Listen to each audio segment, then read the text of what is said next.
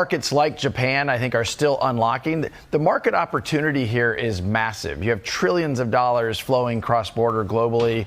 It's still largely dominated by the SWIFT network, if you will.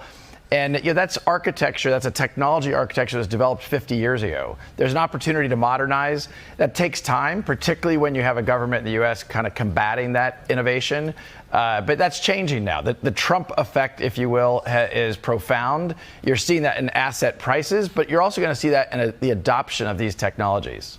Yeah, and I think, so when you're looking at the growth story then of Ripple, does it still come from overseas? Or are you expecting a change in terms of domestic interest in Ripple? Well, we're definitely already seeing a change in the domestic interest. The 6 weeks after President Trump was elected, we signed more deals in the United States than we had in the previous 6 months. So these are very innovative technologies. I think they're going to play out over 10, even 20 years in terms of how they integrate and rewire the financial infrastructure of the United States. That's across payments. That's across even the settlement of maybe real estate transactions, securities transactions. So I think we're going to see this play out over a long arc. But the United States is finally unlocked, and I think people are underestimating how big that change is, and you'll see that continue to play out this year. So as Ripple continues to make strategic partnerships, we need to dive into the critical details that you need to know, because you've obviously seen this clip already, and you fully understand the use case of XRP as a bridge currency. So what we're witnessing right now with companies like Ripple and different blockchain tech is a passing of the torch to a new digital economy. So Christine Lagarde didn't just leave the IMF, she left Ripple in the IMF, because Ripple has been inside the IMF boardroom for years. From secret advisory groups to tokenization pilots, Ripple is the IMF's new settlement system. So here's the truth that they haven't let out to the general public. So Christine Lagarde previously served as the 11th managing director of the IMF from 2011 to 2019. In 2011, Christine Lagarde told the world that the IMF would need to reinvent itself for a digital future. One of the main topics up there was cryptocurrencies, and all sorts of companies now getting into this effort, not least among them Facebook. What kind of threat does this pose to the traditional banking system? Well, I think you have incumbents, the banks, commercial banks, and you have the disruptors. And clearly the disruptors are having an impact on the incumbents. We just heard a very large systemic bank here saying that they're launching their digital coin, currently piloted in a way within the institutional clients, but to be scaled beyond that. So they've been running these payment pilots with Ripple's technology and XRP for years. And buried in the IMF advisory groups are Ripple executives. For example, in these pictures, I even showed this in my video yesterday. You guys can see here Jessie Chang. Right here, she used to work for Ripple and she's a part of the IMF FinTech Council, quietly being placed on the IMF's highest level. And you guys saw this picture right here in this meeting where Brad was basically breaking down the technology to the director of monetary markets at the IMF, the chairman of the Saudi Arabian Monetary Authority, the chief executive of the Hong Kong Monetary Authority, and then we have other executives in the room who are facing the opposite direction. Plus at Trump's meeting at the White House, look at who's sitting at the far end of the table right here, alongside Chainlink CEO, who's just right next to him. Digital currency is what I'm referring to. I tell you, what we are seeing, development into new technologies that will actually change the way in which intermediation is conducted, eliminate some of the barriers, including the unconscious biases that exist out there. And I think in the banking system at large, in many countries, the difference will not be between those who are disrupted and those who survive, but it will be between those who are cannibalized because they are not seeing it coming and they're not embracing it, and those who self-induce that cannibalization. And I'm using cannibalization on purpose because it's a bit of a striking, horrible word, but it's really what it means. It's you're going to disrupt your business model, you're going to change it, you're going to reduce your cost, you're going to expedite your transactions, and you're going to continue to inspire confidence because you will build that on the basis of an existing backbone, which is your bank and the confidence relationship that you've established with your customers. So that's where I see changes happening now. If you think of Circle and Ripples and all those, that's where they are active and helpful.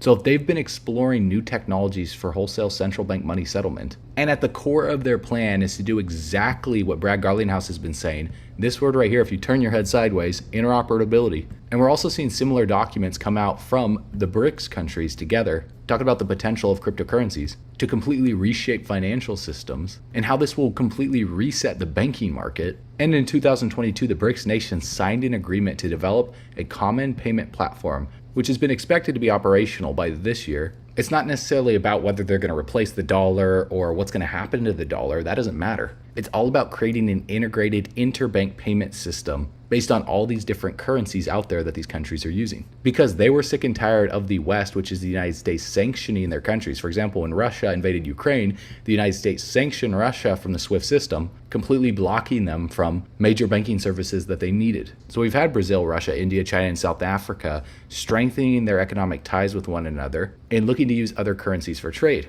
rather than just relying on the US dollar. And so this is going to be accelerated by the ISO 20022 messaging standard, where it's only a matter of time, guys, before regional economic blocs experimenting with digital currencies totally bypass usage of the US dollar long term. And if you look closely right here, I thought this is a great post from Stern Drew Crypto. JP Morgan and other giants inside the United States aren't just testing, Ripple's rails, they're testing the credential systems that make it safe for institutions to move. So that's through XLS 70, verifiable credentials, XLS 80, permissioned domains. And this is all part of their new world order that they've been planning for years. Their focused areas have been on these steps right here, building trusted digital identities. And in order to usher those in, they might have some major banks get hacked, leak some sensitive information, and say that the banking technology is too old to protect your privacy and to protect your information. So therefore, here's a solution. They've done this for centuries. It's a planned and an orchestrated problem, which could be leaking customers' information, bank runs, collapses, and then basically present you the solution that they already have planned and they've already created, so you accept it with open arms, thinking that they're creating something to save you from a problem that they created in the first place. So it's all about digital identities here. And in 2018, Gary Gensler was already teaching about digital IDs at MIT and how identity would be managed on the blockchain. And meanwhile, Christine Lagarde's ECB is piloting tokenized settlement with central banks. So that's debt, bonds, CBDCs, all in a test phase. And in every World Economic Forum plus ECB report, Ripple keeps showing up like a ghost in the machine here. Why? Let me ask you this. Why would they keep referencing Ripple here if they weren't planning on partnering with them or using their technology or using XRP in some way, shape, or form? Where you can see right here on their report about tokenized assets, several firms have already taken steps to tokenize PE investments on the XRP ledger. And right here we have a document from the Central Bank of Nigeria. At the bottom of it, it says, all in-scope institutions must complete migration activities and be fully compliant no later than October 31st, 2025. So they're all migrating here. And by November, this is going to be global. The Federal Reserve migrated in July. And if you look at the choreography here, the SEC lawsuit suppresses the XRP price. The IMF brings Ripple to the table. The European Central Bank runs tokenization pilots. The Bank for International Settlement tests interoperability with RippleNet banks. The World Economic Forum praises the XRP ledger tokenization of debt. DNA Protocol pilots the credential system, which is XLS 70, 80 for institutions in Wall Street. And yet retail investors or Bitcoin maximalists look at it like, oh, XRP surely or Ripple surely should have lost that lawsuit, not realizing that this has all been a show. This has all been staged. So as you already know, the IMF doesn't print money. That's the Treasury, the Federal Reserve, but it allocates it. Whoever controls the infrastructure of allocation controls the global monetary order. So guess what? Ripple is the plumbing infrastructure of the new crypto financial system. So that's going to include stocks, bonds, real estate, derivatives, tokenization of real world assets. As Arthur Brito said in my previous video, XRP is going to be the hidden plumbing, and everyday people are just going to ignore it while mainstream media won't say it. In fact, they're going to be discouraged from saying it, and when questioned about it, they're going to get little messages in their earpiece to completely move on from the subject. How about an XRP ETF? I know you got Ether out there. How about XRP? Can you answer that? I can't. And you don't want me to. I do. Well, I can't. All right, they're giving me the rap.